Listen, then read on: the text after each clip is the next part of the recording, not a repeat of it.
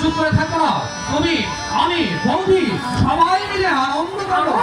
হ্যাঁ হ্যাঁ দাদা সেই কাজটি তুমি করতে পারছো না সেই কাজটি করছে ধর্ষণী মঙ্গল।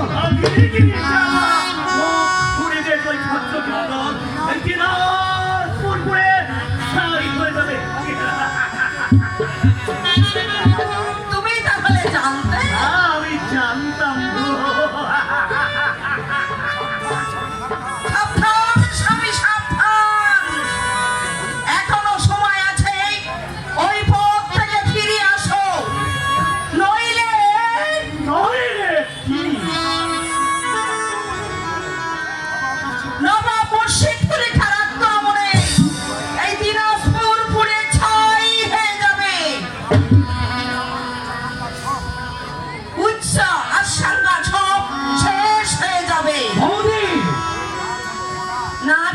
না, আমি কিছুতেই তা হতে আমি দেবতার মন্দিরে গিয়ে মাথা খুঁড়ে মরবো। মঙ্গল করো ঠাকুর, মঙ্গল করো, আমার স্বামীকে তুমি মঙ্গল করো।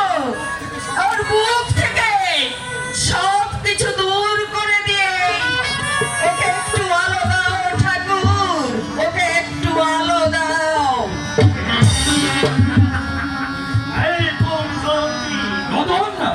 সাধারণ নারী হ্যাঁ হ্যাঁ দাদা বছর আমার আত্মা থেকে আসার পর থেকে বৌদি আগে নতুন মানুষ হয়ে গেছে। সাধারণ মানুষের মতো জীবন কাটাতে চাও? জীবনটা আগে জন্ম আমার সিংহাসন দখল চেষ্টা আগে বিয়ে দখল হোক। দখল হয়নি আমার সিংহাসন এখন কে? আমাদের ভাই টাকা দিতে পারেন শত্রু হয় দাদা, তাহলে তুমিও আমার কম শত্রু হও। বলছি তর্ক করবি না। তর্ক নয় দাদা, তর্ক নয়, যুক্তি করছি। এখনো সময় আছে, ও কোন থেকে ফিরে এসো। সোজা পথে সিংহাসন পাবে না, তাই ফাঁকা পথ এবার এই ফাঁকার সিংহাসনকে দখল করতে হবে। অভিনয় করবো, অভিনয়, মানুষের অভিনয়, কিছু না জানার অভিনয়, সহজ সরল সত্য পথে অভিনয়ের নামে অভিনয়।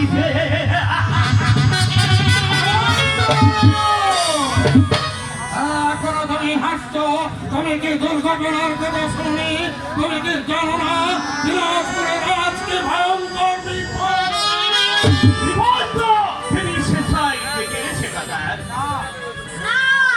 আমি ডেকে এনেছি এমন একজন মানুষকে যে হাসতে হাসতে বিপদের মুখে ঝাঁপ দিয়ে মরতে পারে। তোর কথা দিয়ে সত্য তোর কাছে কি প্রমাণ আছে অনন্ত নারায়ণ মহারাজ অনন্ত নারায়ণ সত্যি কথাই বলেছেন মহারাজ এই সোনার খাঁচা থেকে আমাকে মুক্তি দিন আপনি বলতেই ঘরের যাবত আমার সহ্য হয় রাজকুমার কিন্তু মহার সহ্য হয় না আপনার অনেক কিছু শিখলাম এখানে এসে অনেক কিছু দেখলাম এক রাত্রি থেকে এই শিখলেন? মানুষের এই বিলাস মন্দিরে দেব মন্দিরের সম্পদ ধরে পৌঁছায় কি না। বলছেন আপনি কেন এই পোশাকের বোঝা চাপিয়ে দিলেন আমার দেহে কেন পাঠিয়েছেন অত বহুমূল্য খাবার আপনারা কি জানেন দেশের বাইরে এখনো অনেক লোক না খেয়ে থাকে খাবার, খাবার, খাবার। এত দেরিতে প্রাসাদে ছিলাম না বলে দেরি হয়ে গেছে কিন্তু মনের এত সত্য হয় সেইটা দেবী মাকে চিনতে ভুল করলে এই অনন্ত নারণ চিনতে ভুল করে অনন্ত নারায়ণ আপনি জানেন না কাকা দেবীকে ও ঠকিয়েছে দাদা দাদা তুই প্রতারিত দাদা কি বলছেন আপনি আমি অস্বীকার করতে মানব চাতুরি তাকে তুমি হাতি মাল্লা ছড়া পালা চালাবার চেষ্টা করেছ আলি মন্দির সাজা যুদ্ধ করে দেবীর ইজ্জত আছে মন্দির রক্ষা করেছ সাধুপচার প্রবার যায় লহেন্দ্র হেনু দেহিনের রোল চাই করে দেবীকে তুমি বিয়ে করতে চাও মহারাজ কথা বলবি না আমি এত বড় দুঃসাহস এত বড় মতের পেটা তোমার লক্ষণ আপনার কথা শুনবো না বিশ্বাস করবো না তোমার কথা তুমি তোমার বিয়ের সঙ্গে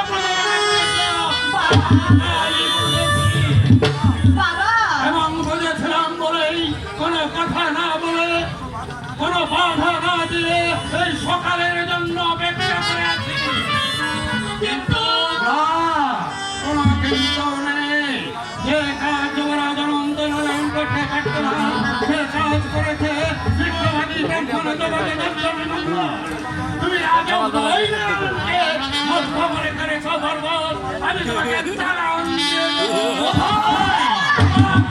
করে খাবার বল মহারাজ মায়া বৈকুণ্ঠে সে তোমাকে ডুবিয়ে মারবে উত্তপ্ত রূপ তোমাকে তোমার চোখে করে নেবে প্রধান মোল্লা সরবের তোমাকে দেবে वो घाटी मारे कौन जात बोलते অনেকক্ষণ আমি চুপ করে থেকেছি অনেক সহ্য করেছি কিন্তু আর নয় কি করবি বাচার কন্যা আমার অন্যায়কে আমি প্রতিবাদ করব এটা জল তুমি ভেতরে চল কেন কেন আমি ভিতরে যাব কেন একজন নিরপরাধ মানুষকে মৃত্যুর মুখে ফেলে রেখে আমি পালিয়ে যাব সত্যি আর মিথ্যে ধাঁধাই করে মিথ্যে হয়ে যাবে সন্ধ্যের আলো থেকে মেঘ ঢেকে দেবে ওই জ্বলন্ত সূর্যকে দেবী সাবধান শয়তান আমি সত্যের ভোগ থেকে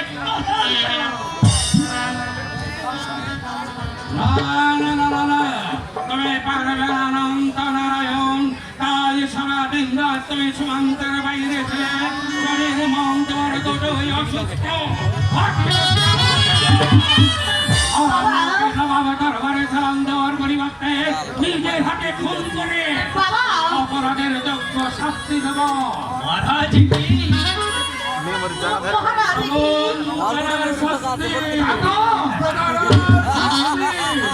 বাবা লালসা মিথ্যাচার উচ্চাকাঙ্ক্ষার মহাপরাধে অপরাধী তুমি জগতে দেখতে মঙ্গল তাই তোমার ভয়ঙ্কর অপরাধের ভয়ঙ্কর শাস্তি স্বরূপ শেষ ও জাতির রক্ষণ এই রাজ্য আমি তোমার হাতে তুলে দিই তোমাকে আমার প্রধান সেনাপতির পদে প্রতিষ্ঠা করে গেলাম এই ঈশ্বর এ তোমার কি মহা পরীক্ষা পরীক্ষায় তুমি উত্তীর্ণ হয়েছো বলল উত্তীর্ণ নিশ্চয় বিনির্দিতা করে আমি তোমাকে পরীক্ষা করে দিলাম তাহলে এতক্ষণ যা করলে অভিনয়। দাদা তোরা তোরা আমাকে ধর্ম দিস না, তুমিও আমাকে ধর্ম দেওয়ার জন্য মঙ্গল। তোমাকে পেয়ে আজ আমি সত্যি খুশি হয়েছি। তাই আমি তোমাকে প্রথম জানে যাচ্ছি আমার হৃদয় স্থল থেকে অভিনন্দন। আগিত্য নারায়ণ, তোমার প্রথম ভাগ শেষ ভাগ এবং উত্তর ভাগের অভিনয়ে মুক্ত হয়ে আমিও তোমাকে জানিয়ে গেলাম আমার প্রথম অভিনন্দন।